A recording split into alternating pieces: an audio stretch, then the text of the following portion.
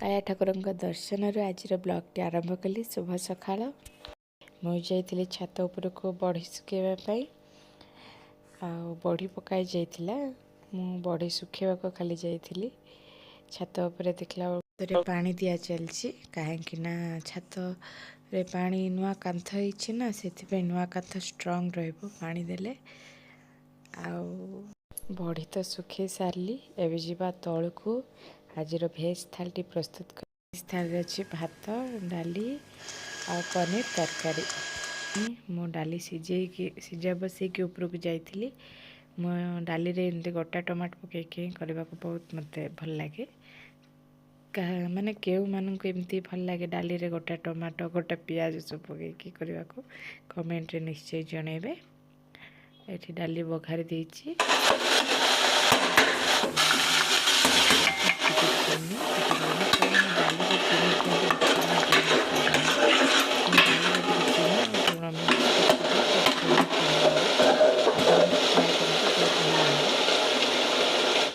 ताकू जाउछि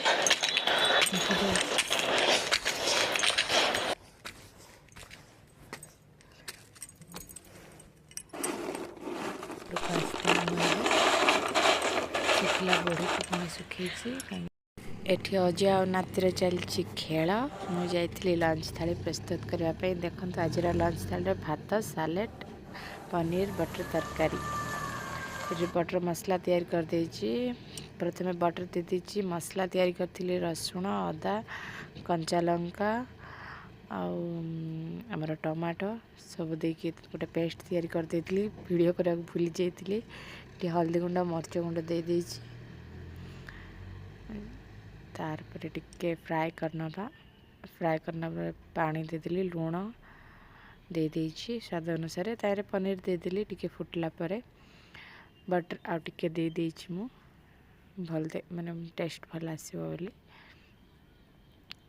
टिके छाड़ी दबा गोटे 5 मिनिट खंडे। 5 मिनिट तो नहीं अल्प समय तो तैयारी हो जाए। 2-3 मिनिट खंडे छाड़ दबा घोड़े के रखीदबा। प्रस्तुत हो गला पनीर बटर मसला। मुझे गार्निशिंग कर देख मोर टिके सुंदर पे गार्निशिंग करवाटा निहाती जरूरी ना। मु भी कहीं कम रही मुझे गार्निशिंग कर दूची। टेस्ट नहीं जाइली बाबू सहित उठली चा टे पीली। एठी बड़ी प्रिपरेशन चलती आमर कखारू बड़ी देखते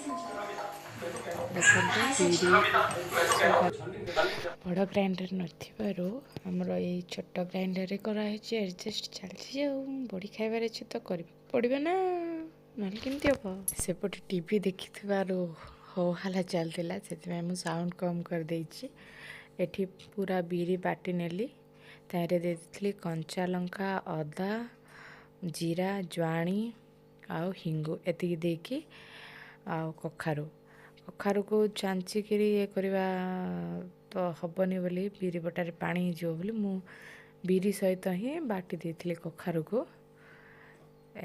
बड़ी फूल बड़ी भाई हो कखारू बड़ी। क्यों मानक कखारू बड़ी पसंद मते निश्चय कमेंट रे जनइबे। जदि किसी भूल हो जाए ताहले भी जनइबे। कहीं मु फर्स्ट टाइम कखारू बड़ी पकाउछि। मु बड़ी केबे पकेनी फूल बड़ी पकेबार तो हेटी मु बड़ी पकाउछि प्रथम थर। बड़ बड़ हो जिवारु पुणी मु छोट छोट करके पके नेली। तो बड़ी पकेला बहुत राति हो गलानी। ब्लॉग टे आज एंड करवा। कहलु नमस्कार जय जगन्नाथ।